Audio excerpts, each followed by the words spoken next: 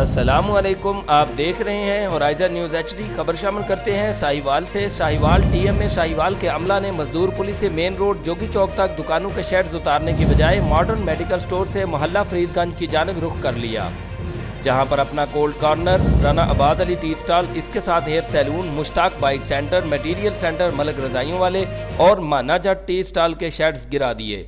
इन दुकानदारों का कहना है कि हम तो गरीब लोग हैं। मजीद ये कि स्मार्ट लॉकडाउन के बायस और कुछ रमज़ान मुबारक की वजह से पहले ही कारोबारी हालात बहुत नाजुक चल रहे हैं और ऊपर से TMA के अमला ने हमारी दुकानों से शेड्स गिराकर हमें और परेशान कर दिया है। लिहाजा हुकाम वाला से अपील है कि इसका नोटिस लेकर हमारी दाद रसी की जाए। रिपोर्ट महबूब चौधरी, सरपरस्त आला होराइज़न न्यूज़ HD।